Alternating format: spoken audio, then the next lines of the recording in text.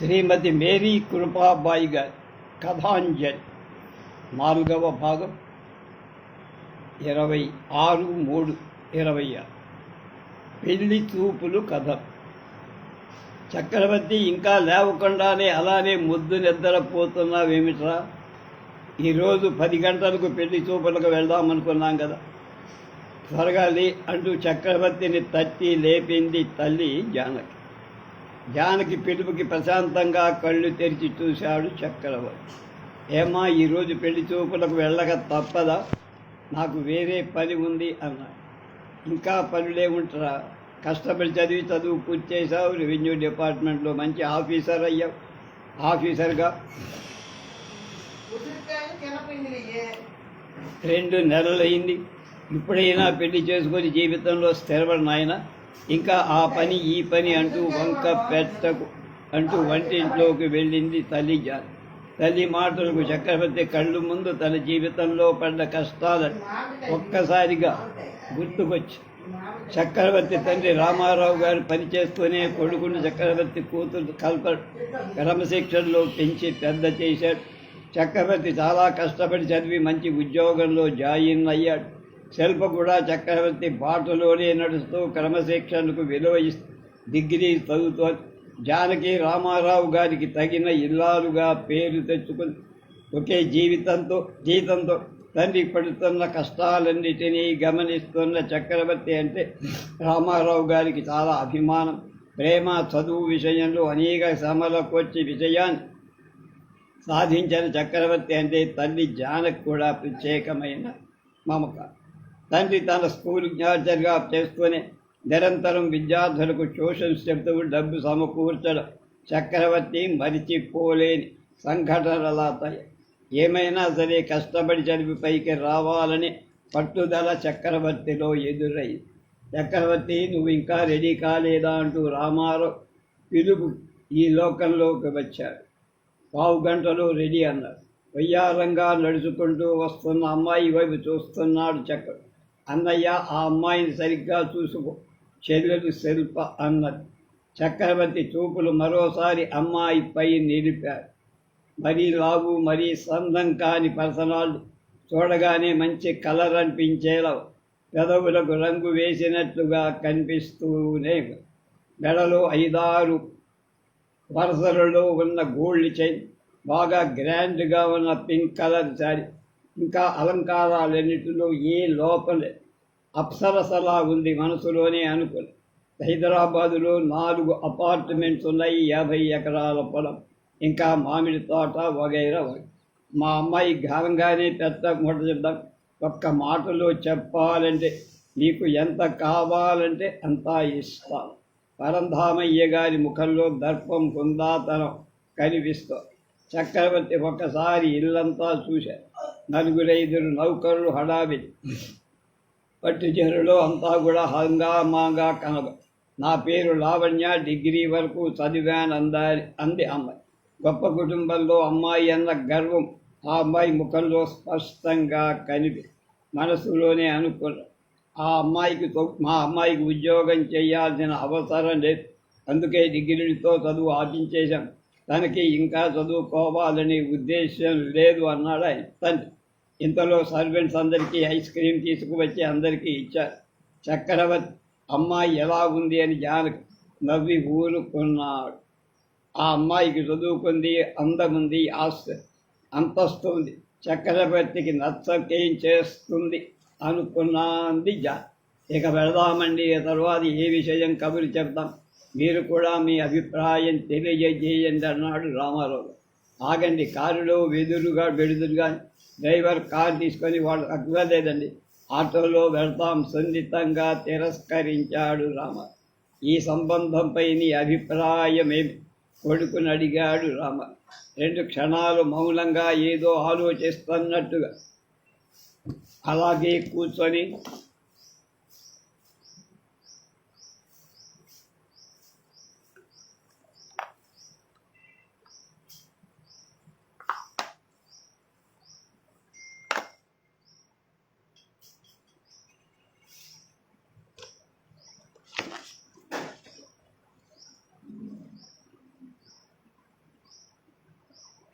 అన్నాడు.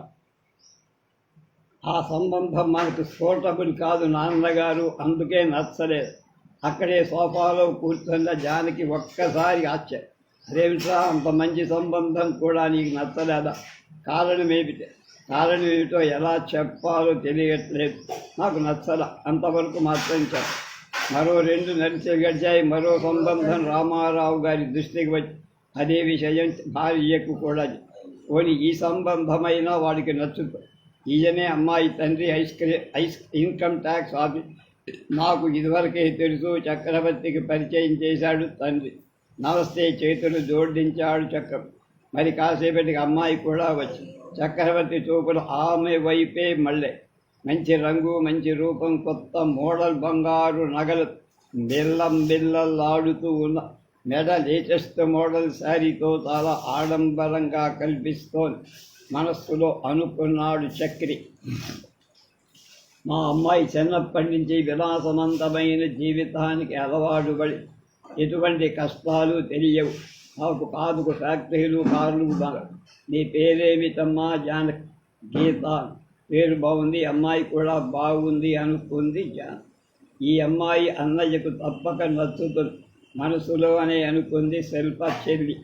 మరో 10 నిమిషాలు అక్కడే ఉండి తర్వాత వచ్చే. నిన్న చూసిన అమ్మాయి బాగానే ఉంది, కానీ నాకు తగింది కాదమ్మా. అదేమిటో అమ్మాయి లోపమేమీ లేదమ్మా, కానీ అది నాకు తగిన సంబంధంగా. మరో నెల గడిచాయి. ఒకరోజు రామారావు చక్రవర్తిని పిలిపించి ప్రత్యేకంగా చక్రవర్తి, 2 సంబంధాలు చూశాం, కానీ ఒక్కటి కూడా నీకు నచ్చల. నువ్వమ్మో గవర్నమెంట్ ఆఫీసర్లో క్లర్క్. ఇందుకే ఒక అమ్మాయి నీ గురించి నా స్నేహితుడికి చెప్పాను. అతను అమ్మాయిని చూసుకోవడానికి రమ్మను.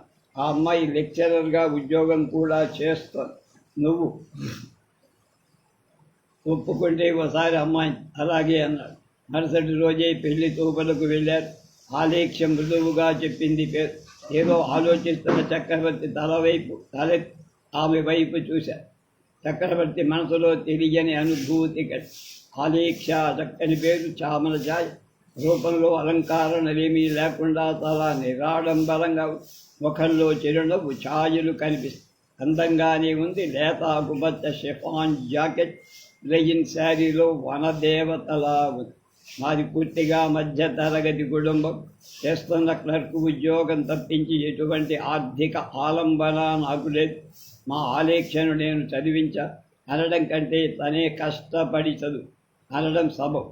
చక్రవర్తి ఆలేఖ్య వైపు చూస్తూ చిన్నగా, ఎవరికి కనబడకుండా జాగ్రత్త. ఆలేఖ్య కూడా చక్రవర్తి వైపు చూస్తూ చిరునవ్వుతోనే బదులి. తన చిరునవ్వులు చక్రవర్తికి మాత్రమే అర్థమయ్యేలా జాగ్రత్త. ఈ మధ్యనే లెక్చరర్ ఉద్యోగం కూడా వచ్చింది. తన కాళ్లపై తాను నిలబడగలిగింది. మీకు కట్నంలాగా నేనేమీ ఇచ్చుకోలేను. ముందే మా పరిస్థితులని మీకు చెబుతున్నా. అతని స్వచ్ఛమైన మాట తీరుకు పులకించిపోయాడు చక్రి. మరి కాసేపటి సెలవు తీసుకుని ఇంటికి రావడంతో చక్రవర్తి, నాన్న, నాకు రఘురాం గారి అమ్మాయి ఆలేఖ్య నచ్చింది అన్న. చక్రవర్తి అభిప్రాయం విని తండ్రి ఆశ్చర్యం. అక్కడే ఉన్న జానకి కూడా విని ఆశ్చర్యం. చక్రవర్తి చెల్లెలు శిల్ప కూడా. ముందు అంత సంపన్న కుటుంబంలోని అమ్మాయిలను, అందగత్తెను చూసావు, అంత హోదాలో ఉన్న వాళ్ళని కాదు. ఇప్పుడు ఈ మధ్యతరగతి కుటుంబంలో అమ్మాయిని అంటూ ఆగిపోయాడు తండ్రి. అవును, ఆలేఖ్య నిరాడంబరత్వం, ఆమె వెనక ఉన్న కుటుంబ పరిస్థితులు నాకు నచ్చాయి. నాలానే ఆమె కూడా కష్టపడి ఎన్నో శ్రమలకు పైకొచ్చింది. కష్టాల్లో ఉండే ఔన్నత్యం ఆమెకు, కష్టపడి పైకి రావడంలో ఉండే విలువ ఆమె గ్రహించగలదు. నేను ఈ స్థితికి రావడానికి ఎంత శ్రమించాను ఆమె అర్థం చేసుకోగలదు. కానీ మనం ఇంతకు ముందు చూసిన 2 సంబంధాలు మన కుటుంబ పరిస్థితులకు పూర్తిగా భిన్నం. ఆ అమ్మాయి విలాసవంతమైన జీవితాలకు అలవాటు పడ్డవా. వాళ్ళ తల్లిదండ్రులు మనకు కట్న కానుకలు చాలా పెద్ద మొత్తంలో ఇవ్వరు, కానీ వాటి విలువ వేరు. ఆ అమ్మాయి కారులో తిరుగుతుంటే కష్టం అంటే ఏమిటో తెలియని వాళ్ళు. మనం ఒక స్కూటర్ కొన్నా, బైక్ కొన్నా ఆనందం కలగదు. పైగా వాళ్లకు మన జీవిత విధానం నిరాశే కలిగిస్తుంది. జీవితంలో ఆనందం కొరబడు. పైగా వాళ్ళ స్టేటస్ ముందు మనం చాలా తక్కువ. ఒక్కసారి వాళ్ళు మనం చులకనగా చూసే అవకాశం కూడా ఉంది. అటువంటి ఛాన్స్ మనం వాళ్ళకి ఎందుకు ఇవ్వాలన్నా?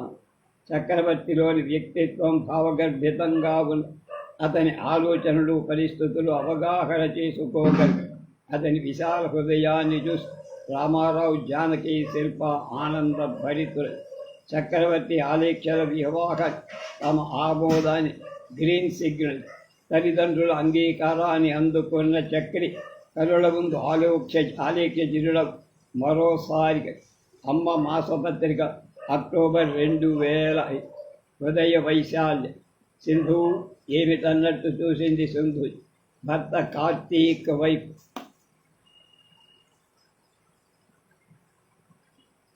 ఏమిటలా మౌనంగా ఉన్నావు? నీ ఒంట్లో బాగాలేదా? ఏం లేదు, బాగానే ఉంది.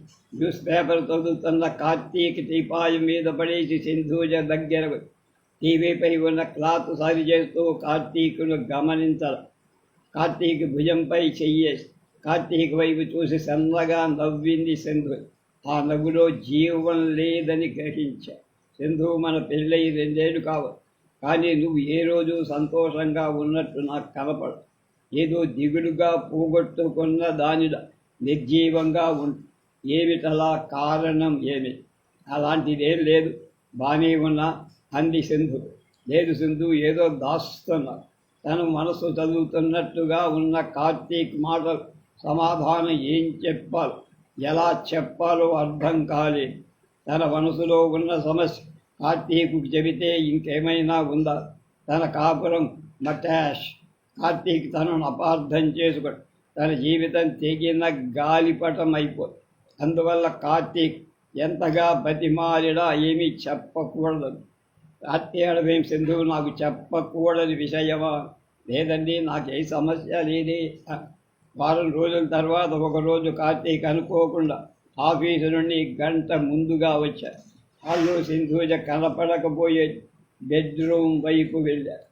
సింధూజ బెడ్పై కూర్చొని చేతిలో పేపర్స్. సింధూజ వాటిని చదువుతారు. కార్తీక్ 2 అడుగులు ముందు వేసి చేతిలో ఉన్న పేపర్స్ని ఆమె ముఖ కవడి. బహుశా ఏవో ప్రేమ లేఖలై ఉంటాయి. అంటే సింధూజకి ఎవరితో అయినా ఇంతకు ముందే ఈరోజు త్వరగా వచ్చేశారు, ఆఫీసులో వర్క్ అయిపోయింది, అదే దిగులు, అదే ఆందోళన, ఏం మార్పు రాల. టీ తీసుకొస్తా. సింధూజ బీరువాలో దాచిన ఉత్తరాలు తీసి చదివితేను అనుకున్నా.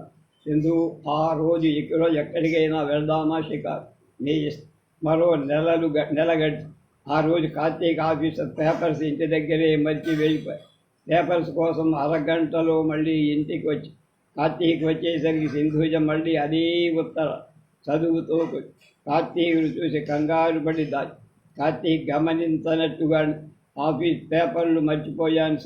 సింధుకి మరి ఎవరితోనో పరిచయం ఉండి ఉంటుంది. అదే రోజు సాయంత్రం కార్తీక్ ఆఫీసు నుండి వచ్చేసరికి సింధూజ ఒంటరిగా కూర్చొని ఏదో ఆలోచన. కార్తీక్ వెనక నుండి వచ్చి ఆమె కళ్ళు మూసి ఆమె ఉలిక్కిపడి కార్తీక్ చేతులు ఆమె కన్నీళ్లు రాలిపోయి. వెంటనే ఆమె వెనుదిరిగి సింధు, ఏమిట ఏడుస్తున్నావు? క్షణం ఇక లాభం లేదు, మనసులో బాధ. కార్తీక్ చెప్పేయాలి. చెప్పు. నాకు పీజీ చదివేటప్పుడు స్నేహితుడు ఉండేవాడు. అతను నేను కనపడకుండా మాట్లాడకుండా ఉండలేకపోయాడు. అలా 5-6 నెలలు మా స్నేహం కొనసాగి అతను ఎంతో మధురంగా మాట్లాడి ఈయన కబురి చెప్పేవాడు. చివరికి అతన్ని చూడకుండా నేను ఉండలేని పరిస్థితి. అతన్ని ప్రేమిస్తున్నానని అర్థమై ఒకరోజు అతని మనసులో మాట కూడా బయటది. అతను నన్ను ప్రేమిస్తున్నానంటే పీజీ అయిపోయింది. అతను వాళ్ళ ఊరు వెళ్ళిపోయాడు. తర్వాత 4-5 ఉత్తరాలు రాశాడు. ఉత్తరాలు చదువుతూ మైమరిచిపోయేదాన్ని. కానీ ఆ తర్వాత ఏమైందో తనకు వేరే అమ్మాయితో పెళ్ళైపోయి తను మర్చిపోమ్మని ఉత్తరం రాదు. కానీ అతన్ని మర్చిపోవడం, ఉత్తరం రాయడం అంత తేలిక కాదు. తర్వాత మన పెళ్ళి. ఇప్పుడు నా మనసు కుంగిపోతా. ఆ మాటలు విన్న కార్తీక్ 2 క్షణాలు మౌనం పంచే. సింధూజ కళ్ళ ఐఆమ్ సారీ అని. ఎందుకు మిమ్మల్ని ఇలా బాధ?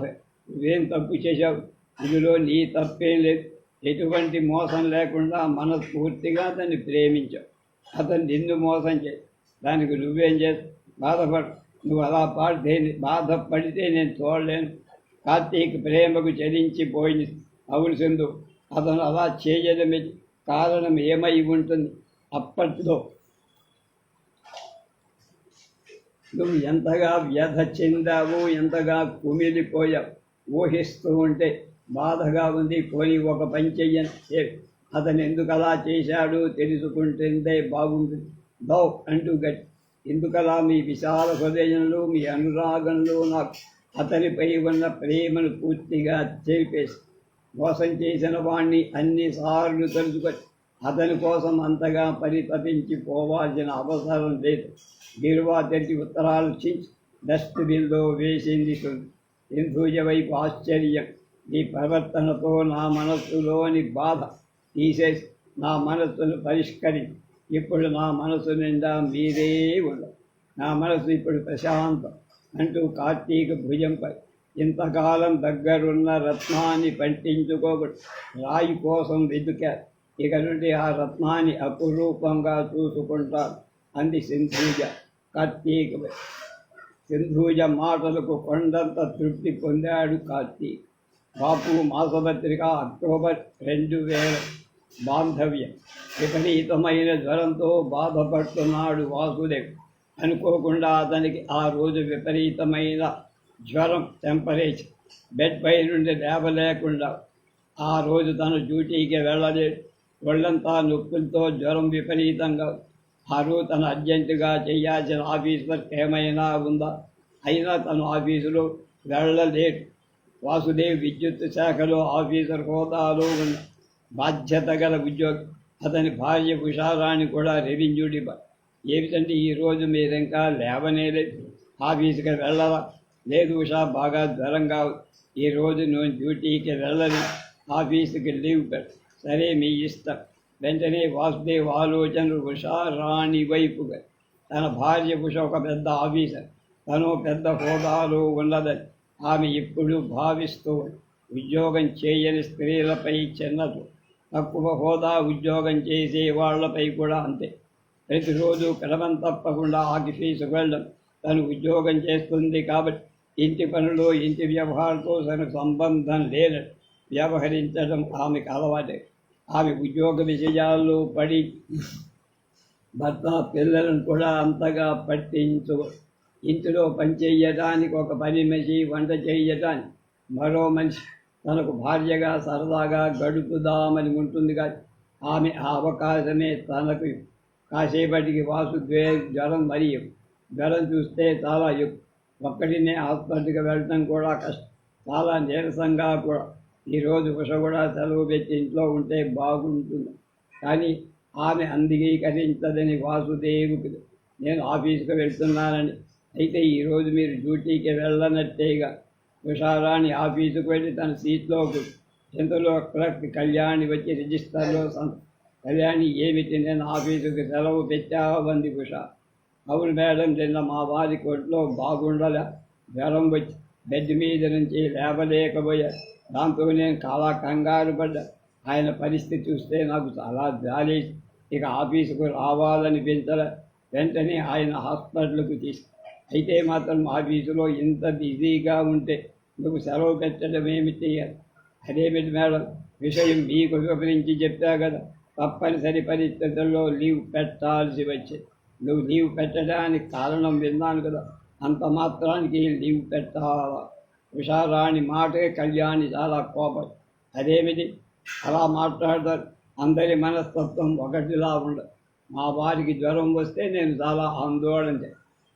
మీ హస్బెండ్కి జ్వరం వస్తే మీకు ఏమీ అనిపించకపో, మీలో ఎటువంటి ఆందోళన, కంగారు ఉండకపో, మీరు మామూలుగా ఉండదు. దానికి నేను సాలిగ్గా తీసుకో. కానీ నా మనస్తత్వం వేరు. మా వాళ్ళకి జ్వరంగా ఉంటే దానికి నేను చాలా సీరియస్గా తీసుకుంటాను. దానికి నా మనస్తత్వమే కాదు.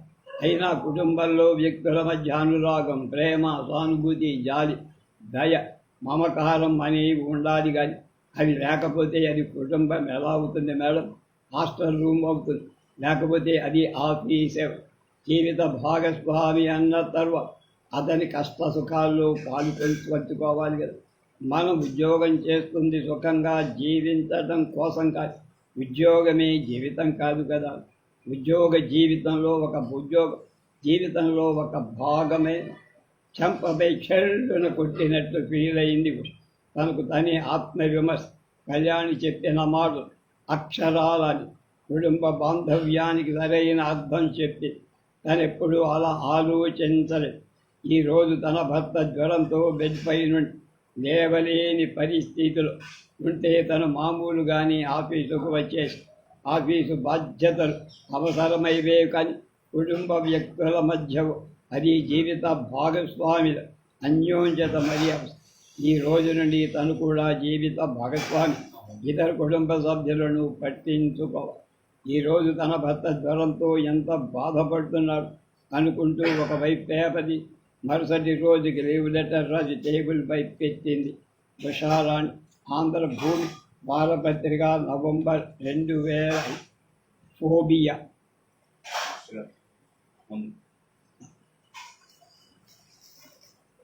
నేను చూస్తాను, ఏమన్నా చెప్తా. ఫోన్ ఉంటే బిల్లు కూడా దాంట్లోనే. ఓకే.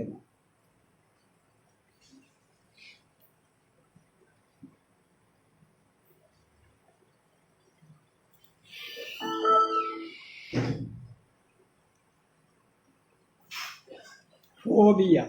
రకరకాల ఆలోచనలతో శరత్చంద్ర మనసంతా నిండిపోయింది. గంట నుండి పదే పదే ఆలోచిస్తున్నాడు. అయినప్పటికీ సమాధానం దొరకల. అతని సమస్యకు పరిష్కారం ఎక్కడైనా దొరుకుతుందో. ఎన్నో మ్యాగజైన్స్ తెరకు వేసి రకరకాల పత్రికలు కూడా పరిచి చివరికి ఒక పత్రికలో అతని సమస్యకు సమాధానం. యాస్. ఇలా తనకు ప్రతిరోజు వచ్చే తలనొప్పి కారణం బ్రెయిన్ ట్యూమర్.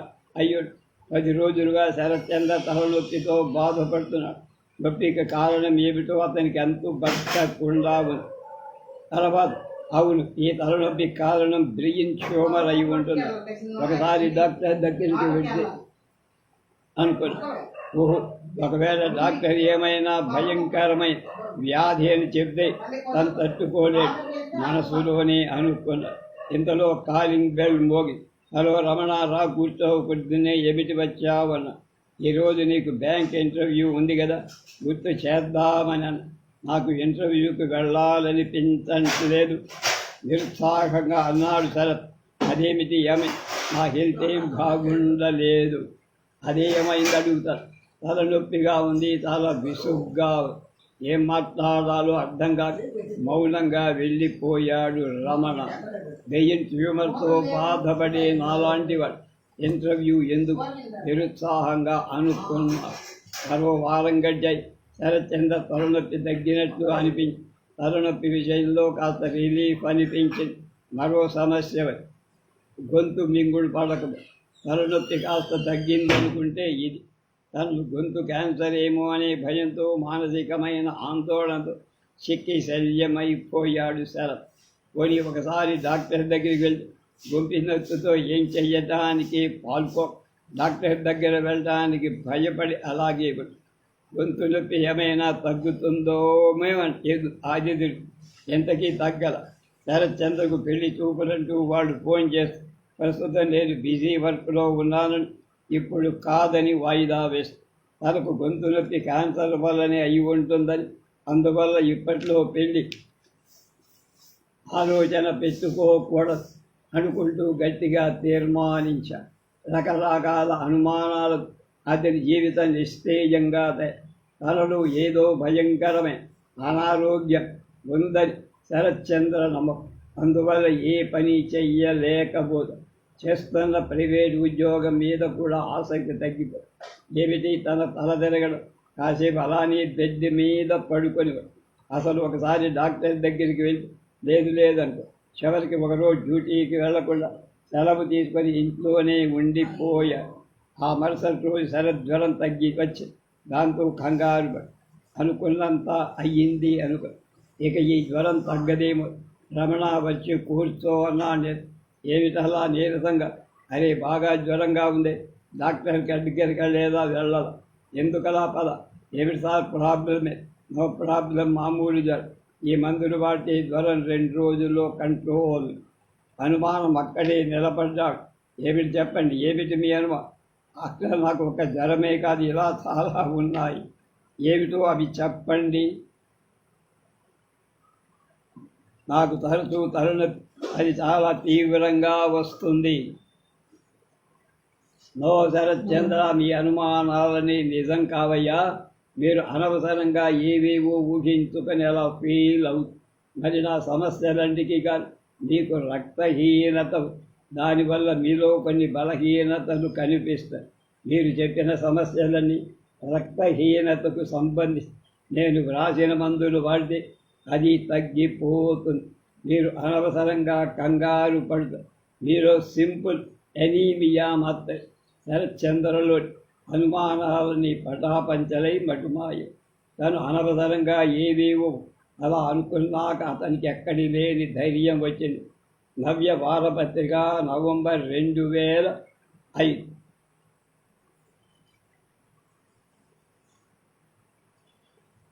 క్షణికావేశం. రాగిని కళ్ళు ధారాపాతంగా వర్షిస్తున్నాయి. క్షణానికోసారి రాగిని తన కళ్ళను చేతిలో ఉన్న కర్చీపుతో సున్నితంగా తుడుచుకుంటూ, తుడిచిన కొద్దీ రాగిని కళ్ళ నుండి నీరు నిర్విరామంగా కారుతూనే. మెడిసిన్లో సీట్ రాలేదని తను ఎంతగా బాధపడుతున్న తల్లిదండ్రులకు తెలియకూడదని జాగ్రత్త తను ఎంతో కష్టపడి చదివింది. శాశశక్తుల మెడిసిన్ సీటు కోసం ప్రయత్నం చేసి తన ప్రయత్న లోపం ఏమీ లేదు. అయినా హెవీ కాంపిటీషన్లో తను తట్టుకోలేకపోయి ఇప్పుడు ఏం చెయ్యాలి? గుండె నిండా భారాన్ని నింపుకొని మరి కాసేపు ఆలోచి, అమ్మా రాగిని ఈ గిన్నెలు కాస్త సర్ది పెట్టు అంది రాగిణి. కాసేపు అయ్యాక తన రూమ్లోకి వచ్చి అనేక ఆలోచనలు చుట్టుముట్టాయి. బాధ నుండి ఎలా తప్పించు, ఎస్ఎస్ఎస్ అదే తగిన పరిష్కారం అనుకుంది. అమ్మ రాగిణి చీకటి పడింది. హాల్లో లైట్ వేయమ్మ. తల్లి మాటలకు రాని నెమ్మదిగా లేచి లైట్ వేయబోయి అంతే ఒక్కసారిగా పెద్దగా శబ్దంతో కరెంటు స్విచ్ దగ్గర మెరుపులా వచ్చి రాగిణి కరెంట్ షాక్ దగ్గర రాగిణి చెయ్యి స్విచ్ దగ్గరే ఇరుక్కువ. పరిస్థితి గమనించిన రాజశేఖర్ ఒక్క ముదురు మెయిన్ స్విచ్ ఆపేసి రాగిణిని యువతలకు తెచ్చి శబ్దం విని రాగిణి తల్లి కూడా. రాగిణి ట్రీట్మెంట్ జరిగింది. పరిస్థితి కొంతవరకు మెరుగు. రాగిణికి స్పృహ వచ్చింది. నీరసంగా కళ్ళు తెరిచింది. బెడ్ మీద తన పక్కనే కూర్చున్న తల్లి జానకి వైపు చూసింది. ఆమె కన్నీరు మున్నీరుగా విలపిస్తుండడం కనిపించింది రాగిణి. అక్కడే కుర్చీలో కూర్చున్న రాజశేఖర్ గారిని చూసింది. పరిస్థితి ఏమిటో అర్థమై కళ్ళు తెరిచిన రాగిణిని చూసే ముఖంతో కూడా దుఃఖం కట్టలు తెచ్చి రాగిణి ఎలా గొంతు పెగుల్చుకొని, నాకేమైందమ్మా? స్విచ్ పోయబోయే కరెంట్ షాకి తగిలింది. తల్లి మాటలు విన్న జరిగిందంతా జ్ఞాపకం. రాగిణి ఇప్పుడు ఎలా ఉంది? బాగానే ఉంది.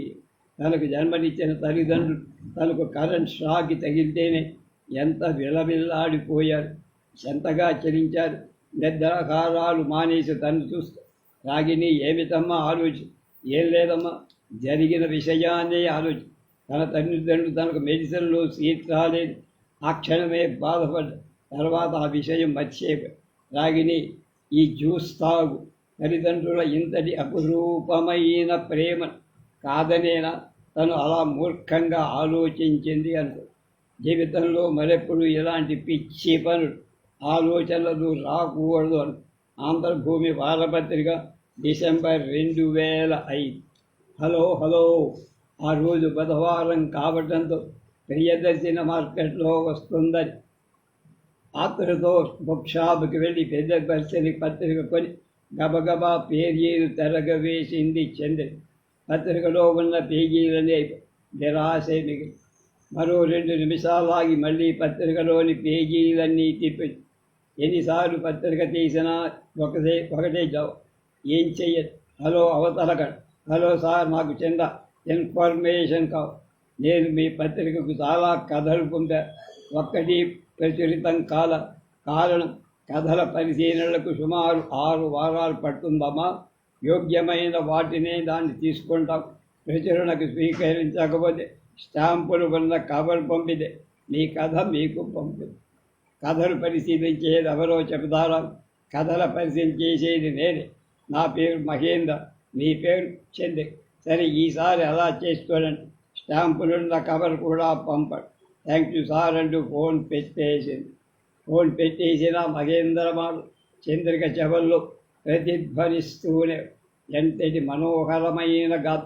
హలో మహేంద్ర గారే, మీరు చంద్రిక గారా? అవును సార్, మీరు గుర్తుకుపోలేకపోవడం. మరొక కథ పంపాను, చేరిందా? అరే చేరలేదు. ఎన్ని రోజులైందిదా? 10 రోజులైంది. కానీ చంద్రిక చేరలేదు. మహేంద్ర నోటి నుండి చంద్రిక పేరు వినగానే చంద్రిక కోటి తాజ్మహల్ కళ్ళ ముందు కనిపి, సార్ నాదో చిన్న రిక్వెస్ట్. ఎప్పుడు పత్రికా ఆఫీసుకు ఫోన్ చెయ్యాలని ఇబ్బందిగా, మీ ఇంటి ఫోన్ నెంబర్ ఇస్తారా? వై నాట్ అంటూ ఇచ్చారు. మీ ఇంట్లో ఎవరుంటారు? నా పేరెంట్స్, నేను. అభ్యంతరం ఏం లేదు, మీరు ఫోన్ చెయ్యండి. చంద్రిక గారు మీరు ఫోన్ నెంబర్ కూడా ఇవ్వరు. ఫోన్ పెట్టేసింది. ఇప్పుడు ఆమె మనస్సు నిర్మలంగా ప్రశాంతంగా ఉంది.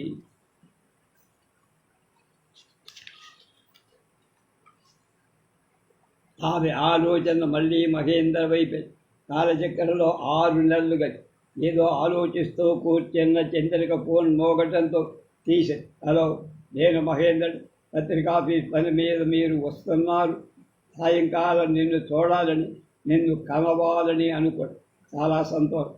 సరే ఇవ్వండి. చంద్రిక, ఎక్కడి నుంచి ఫోన్? నీకు ఈ మధ్య చాలా ఫోన్లు వస్తున్నాయి, తండ్రి అడిగా. మీరు అంగీకరిస్తే మహేంద్రని పెళ్లి చేసుకుంటా. చంద్రిక, నువ్వు చేస్తున్న పని నాకేం నచ్చ. ఆ రోజు సాయంకాలం చంద్రిక చెప్పిన పార్క్ దగ్గర 10 నిమిషాలు ముందుగానే వెళ్ళాడు మహేంద్ర. మరి కాసేపటికి చంద్రిక కూడా, చంద్రిక బాగున్నావా అన్నాడు. చంద్రిక, ఏంటి అలా చూస్తున్నావు? అదేం కాదు, మరి మా ఇంట్లో మన పెళ్లి విషయం చెప్పారు. మా నాన్నగారు అస్సలు ఒప్పుకోవాలి. మరేం చేద్దామనుకోండి, వేరే మార్గం అంటే. ఇంద్రిక అన్న పిలుపు విని ఎటువైపు చూసింది చంద్రిక. తండ్రి విశ్వనాథం అక్కడ నిలబడి ఏమిటన్నట్లుగా నువ్వు అలా వేరే మార్గాలు ఆలోచిస్తున్నట్టుగా నేను గ్రహించాను. అందుకే నేను వెంబడిస్తూ ఇక్కడ నీ అమ్మతో డిస్కస్ చేశాను. నీ ఇష్ట ప్రకారమే అతడితో పెళ్లి జరిపిస్తా. చంద్రిక మేర కోరిక మేర విశ్వనాథం మహేంద్రతో పెళ్లి జరిపించి, హలో కల్పన, బాగున్నావా? ఆప్యాయంగా చెప్పి, బాగున్నా. నువ్వెలా? నీకు పెళ్ళైపోయిందా?